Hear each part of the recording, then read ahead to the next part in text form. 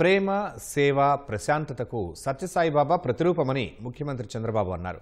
సత్యసాయి సిద్ధాంతం భావితరాలకు ఆచరణ మార్గం కావాలని ఆకాంక్షించారు. శత జయంతి ఉత్సవాల వేళ సత్యసాయి ఆశయాలకు పునరంకితం అవుదామని అతిథులు పిలుపునిచ్చారు. విశ్వశాంతి, విశ్వ సౌభాగ్యం, సకల జనుల సంతోషం అనే భావనలనే సత్యసాయిబాబా తన జీవన విధానంగా మార్చుకున్నారని ముఖ్యమంత్రి చంద్రబాబు అన్నారు. తిరుగులేని సంకల్పంతో సొంత ప్రాంతంతో పాటు అనేక ప్రాంతాల్లోని ప్రజల సమస్యల్ని పరిష్కరించారని కొనియాడారు. ఈ భూమిపై మనకు తెలిసిన, మనం చూసిన దైవ స్వరూపం భగవాన్ శ్రీ సత్యసాయి బాబా. ప్రేమ, సేవ, ప్రశాంతత, పరిష్కారానికి బాబా ప్రతిరూపం. సత్యసాయిలో సమ్మోహన శక్తి ఉంది. నాస్తికుల్ని సైతం ఆధ్యాత్మిక వైపు నడిపించారు. భక్తుల్ని ఎంతో ప్రేమగా బంగారు అని పిలిచేవాడు. ఒకరేదిన వస్తే బంగారు పని చేస్తావా అని అడిగాడు. ఏంటి స్వామి చెప్పండి అన్నాను. ఈ ప్రాంతంలో, నేను పుట్టిన ప్రాంతంలో త్రాగునీరు లేవు, నేను ఇవ్వాలని సంకల్పం చేశాను. నా భక్తులు ఇస్తారు, కానీ దీన్ని మెయింటైన్ చేస్తానని హామీ ఇమ్మంటే సంతోషంగా నేను స్వీకరించాను. దానిపైన ఆ ప్రాజెక్ట్ ని పూర్తి చేసిన సంకల్ప సిద్ధి భగవాన్ సత్యసాయి గారు బాబా అని చెప్పి నేను మీకు తెలియజేస్తున్నా.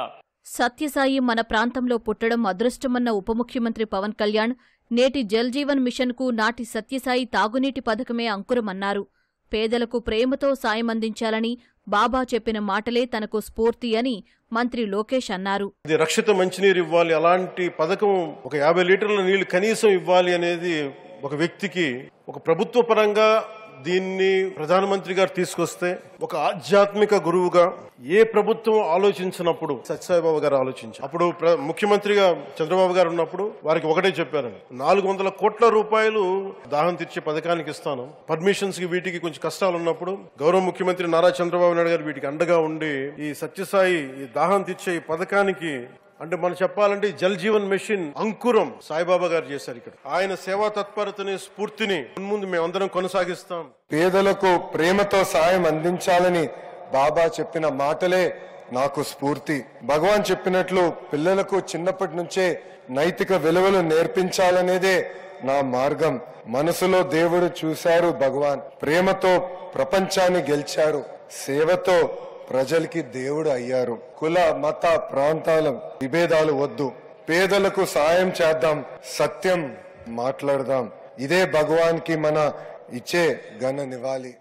ఆధ్యాత్మిక భావన, దైవ సంకల్పంతో విద్యా సంస్థల్ని నడిపితే అవి సామాజిక పరివర్తనలో కీలక భూమిక పోషిస్తాయని బాబా నమ్మేవారని Sathya Sai central trust managing trustee Ratnakar తెలిపారు. Sri Sathya Sai has started entire his mission from this holy land at the age of 14 in 1940. A small hamlet, a remote part of Andhra Pradesh. Now he has turned this small tiny hamlet into global spiritual attraction. We fervently hope that this grand centenary year will lay a strong foundation for next 100 years of love and service for the country and for the entire humanity. 2011 ప్రపంచ cup సమయంలో సత్యసాయి పంపిన ఓ పుస్తకం తనలో సానుకూల దృక్పథాన్ని పెంచిందని సచిన్ గుర్తు చేసుకున్నారు. సత్యసాయి శత జయంతి వేళ ఆయన ఆశయాలకు పునరంకితం కావాలని ఐశ్వర్యరాయ్ పిలుపునిచ్చారు. In 2011, after having played multiple World Cups, I knew that that was going to be my last World Cup. Huge expectations. Emotions were running high. We were having a camp in Bengaluru and I received a phone call saying that Baba has sent you his book. It brought a smile to my face. I knew that this World Cup is going to be a special one for us. It gave me that confidence, that inner strength.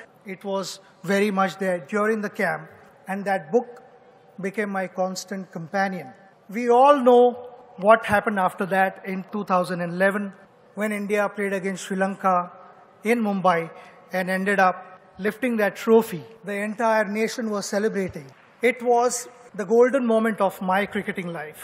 Though a century may have passed since his divine birth, his presence, his principles, his teachings, guidance, and his compassion continue to reverberate in the hearts of millions worldwide. May we all rededicate ourselves to his divine message. love all, serve all. Shri Sathya Sai శత జయంత్యుత్సవాల వేళ భక్తులు, కళాకారుల ప్రదర్శనలు వీక్షకులను ఆకట్టుకున్నాయి.